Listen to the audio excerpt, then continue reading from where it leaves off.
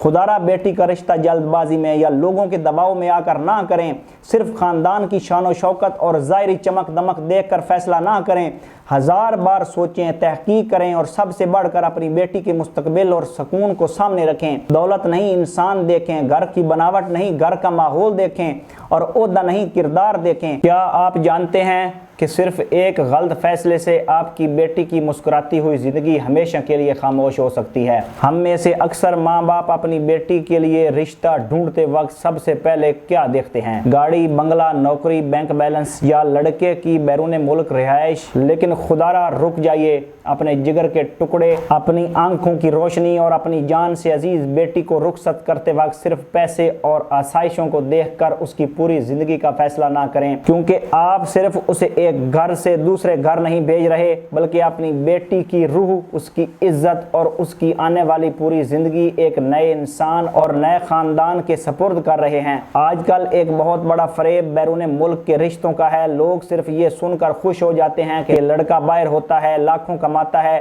لیکن کیا آپ نے کبھی ٹھنڈے دل سے سوچا ہے کہ شادی کے چند دن بعد جب وہ لڑکا بیرون ملک واپس چلا جائے گا اور سال، 2 سال یا 3 سال بعد آئے گا تو آپ کی بیٹی کس کے سہارے جیے گی؟ وہ اپنا اکیلا پن کیسے کاٹے گی؟ اپنے دکھ سکھ کس کو سنائے گی؟ کیا اس کے سسرال والے اسے بیٹی سمجھیں گے یا صرف گھر کی دیکھ بھال کرنے والی ایک نوکرانی؟ صرف پیسہ آپ کی بیٹی کو سہولت تو دے سکتا ہے، لیکن ایک ساتھ موجود نہ ہونے والا شوہر اور غیر ہمدرد ماحول اسے کبھی سکون اور خوشی نہیں دے سکتا۔ آپ اپنی بیٹی کو بیرون ملک نہیں، ایک انسان کے حوالے کر رہے ہیں، اس لیے رشتہ طے کرتے وقت سب سے پہلے انسان کو دیکھیں، اس کی انسانیت، عادات اور کردار کو دیکھیں۔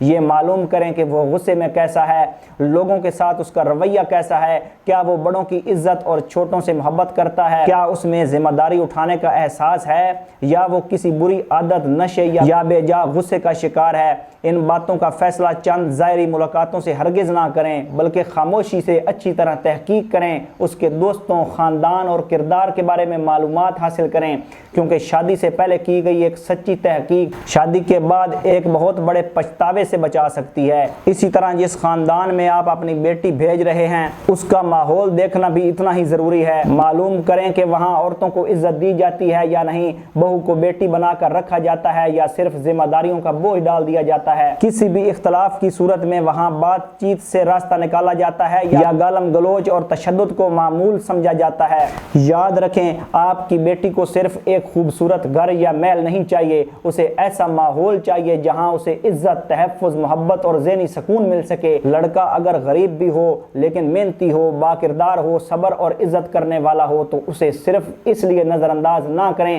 کہ اس کے پاس بڑی گاڑی یا محل جیسا گھر نہیں، کیونکہ کبھی کبھی ایک چھوٹے سے گھر میں وہ سکون مل جاتا ہے جو بڑے بڑے محلوں اور دولت کے ڈھیروں میں بھی نصیب نہیں ہوتا۔ اور ایک بات ہر ماں باپ کو رخصتی کے وقت اپنی بیٹی سے کھل کر کہنی چاہیے، بیٹی تم اس نئے گھر کو اپنا گھر سمجھ کر آباد کرنا، لیکن یاد رکھنا کہ تمہارے میکے کا دروازہ تمہارے لیے ہمیشہ کھلا ہے۔